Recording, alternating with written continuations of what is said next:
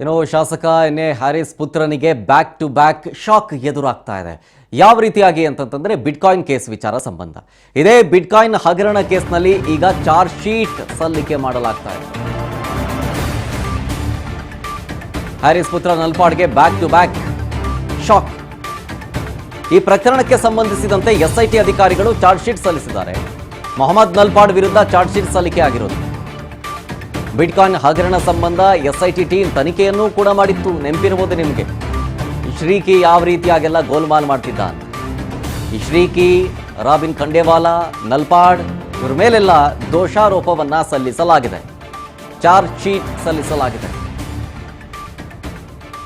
ಈಗ ಈ bitcoin case ವಿಚಾರ ಸಂಬಂಧ ಏನೇನಾಗುತ್ತೆ ಕೋರ್ಟ್ನಲ್ಲಿ ಅನ್ನೋದನ್ನು ಗಮನಿಸಬೇಕು. ಚಾರ್ಜ್ ಶೀಟ್ ಆಗಿದೆ. ಈಗ ಇದೇ ಸಂಬಂಧ ವಾದ ಪ್ರತಿವಾದಗಳಾಗಬೇಕು. ಸಾಕ್ಷಿಗಳ ಒಂದು ಮೆನ್ಷನ್ ಆಗಿರುತ್ತೆ ಈ ಚಾರ್ಜ್ ಶೀಟ್ನಲ್ಲಿ. ಈ ತನಿಖೆಯಲ್ಲಿ ಫ್ರಮ್ ಡೇ ಒನ್ ತನಿಖೆ ಮುಗಿಯೋ ತನಕ ಏನೇನಾಗಿದೆ, ಈ ಬಿಟ್ಕಾಯಿನ್ ಹಗರಣದಲ್ಲಿ ವಿಚಾರ ಸಂಬಂಧ ಯಾವ ರೀತಿಯ ಗೋಲ್ಮಾಲ್ ಮಾಡ್ತಿದ್ದ, ಯಾರ್ಯಾರೆಲ್ಲ ಈ ತನಕ ಸಾಥ್ ಕೊಟ್ಟಿದ್ರು ಅಂತ. ಚಾರ್ಜ್ ಶೀಟ್ನಲ್ಲಿ ನಲ್ಪಾಡ್ಗೆ ಹಣ ಸಂದಾಯದ ಬಗ್ಗೆ ಉಲ್ಲೇಖ ಆಗಿದೆ.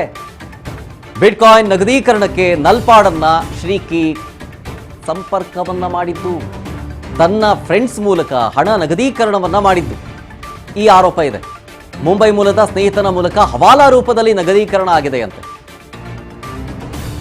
ಕಮಿಷನ್ನಲ್ಲಿ ಮೊಹಮ್ಮದ್ ನಲ್ಪಾಡ್ಗೂ ಪಾಲು ಹೋಗಿರೋದು ಪತ್ತೆಯಾಗಿದೆ.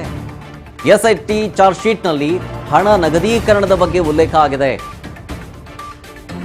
ಸೊ ಅಲ್ಲಿಗೆ ಈ ಬಿಟ್ಕಾಯಿನ್ ಹಗರಣದ ವಿಚಾರ ಸಂಬಂಧ ಇವರ ಹೆಸರು ಕೂಡ ಕೇಳಿ ಬಂದ ಹಿನ್ನೆಲೆಯಲ್ಲಿ ತನಿಖೆ ಮಾಡಿದಾಗ ಎಸ್ಐಟಿ ಟೀಮ್ಗೆ ಚಾರ್ಜ್ ಶೀಟ್ನಲ್ಲಿ ಸಲ್ಲಿಕೆ ಮಾಡಿರೋ ರೀತಿಯಾಗಿ ನಗದೀಕರಣದ ಬಗ್ಗೆ ಮಾಹಿತಿ ಸಿಕ್ತು. ಅದು ಪಕ್ಕಾ ಎವಿಡೆನ್ಸ್ ಕಲೆಕ್ಟ್ ಮಾಡಿದ ನಂತರವೇ ಚಾರ್ಜ್ ಶೀಟ್ನಲ್ಲಿ ಉಲ್ಲೇಖ ಮಾಡೋದು. ಆ ಸಾಕ್ಷಿಯನ್ನು ಲಗತ್ತಿಸಲಾಗಿರುತ್ತೆ ಇದೇ ಚಾರ್ಜ್ ಶೀಟ್. ಇತ್ತ ನಲ್ಪಾಡ್ಗೆ 3ನೇ ಬಾರಿಗೆ ಇಡಿಯಿಂದ ಸಮನ್ಸ್ ಜಾರಿಯಾಗಿದೆ. ಬಿಟ್ಕಾಯಿನ್ ಹಗರಣ ಸಂಬಂಧ ಇಡಿಯಿಂದಲೂ ಕೂಡ ತನಿಖೆ ಆಗ್ತಾ ಇರೋದ್ರಿಂದ ನಲ್ಪಾಡ್, ಶ್ರೀಕಿ ಸೇರಿ ಕೆಲವರ ಮನೆ ಮೇಲೆ ದಾಳಿ ನಡೆಸಿತ್ತು ಇಡಿ. ಈ ಶ್ರೀಕಿ, ಸುಕೇಶ್ ಹೆಗ್ಡೆ, ರಾಬಿನ್ ಇವರೆಲ್ಲರನ್ನೂ ಅರೆಸ್ಟ್ ಮಾಡಿತ್ತು ಜಾರಿ ನಿರ್ದೇಶನಾಲಯ. ಆರೋಪಿಗಳ ಕಸ್ಟಡಿಗೆ ಪಡೆದು ವಿಚಾರಣೆಯನ್ನ ಮಾಡಿ ನಲ್ಪಾಡ್ಗೂ ಕೂಡ ನೋಟಿಸ್ ಕೊಡಲಾಗಿದೆ. 2 ಬಾರಿ ನೋಟಿಸ್ ಕೊಟ್ಟಿದ್ರೂ ಕೂಡ ನಲ್ಪಾಡ್ ವಿಚಾರಣೆಗೆ ಬಂದಿರಲಿಲ್ಲ, ಆಬ್ಸೆಂಟ್ ಆಗಿತ್ತು.